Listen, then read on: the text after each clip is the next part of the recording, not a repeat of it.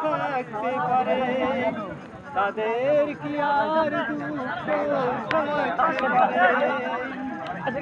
সামনে বাড়ালো পারাইস নতুন পৃথিবী গড়তে, জানা তো আছে তাদের কত যে হবে লড়তে, জানা তো আছে তাদের কত যে হবে লড়তে।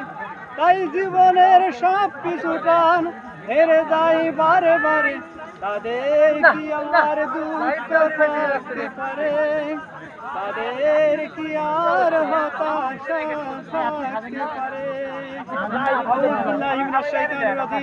বিসমিল্লাহির রহমানির রহিম।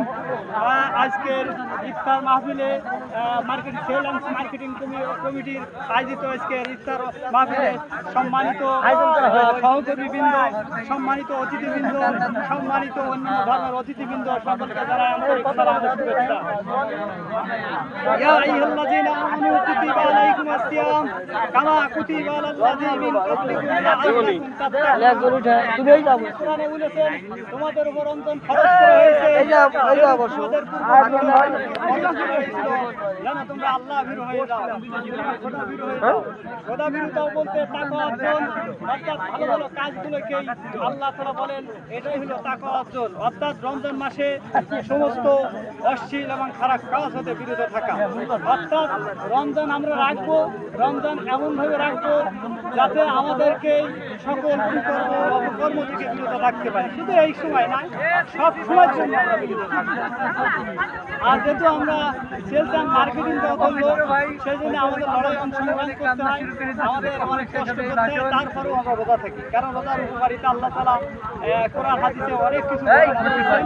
এই কোরআন সম্পর্কে আল্লাহ তাআলা বলেন কেউ যদি রোজাদার ব্যক্তিকে ইফতার করায় তাহলে তার সকলের গুনাহ মাফ করে দেওয়া হয় এবং সেই পরিমাণ সওয়াব তাকে দেওয়া হয়।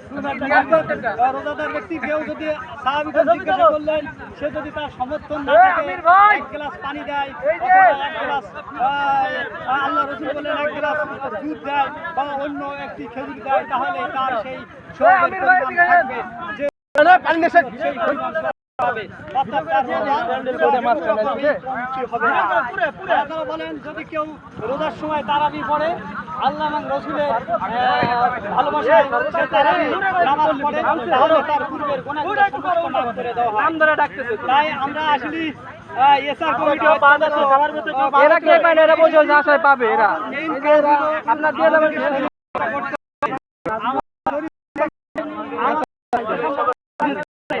আমরা যদি শরীর চর্চা না করি তাহলে আমাদের এই এসআর একটি বিবাদ এবং দুর্ঘটনা হয়ে যেতে পারে। আচ্ছা ঠিক আছে জাহিদ ভাই, ইফতারের টাইম হয়ে গেছে।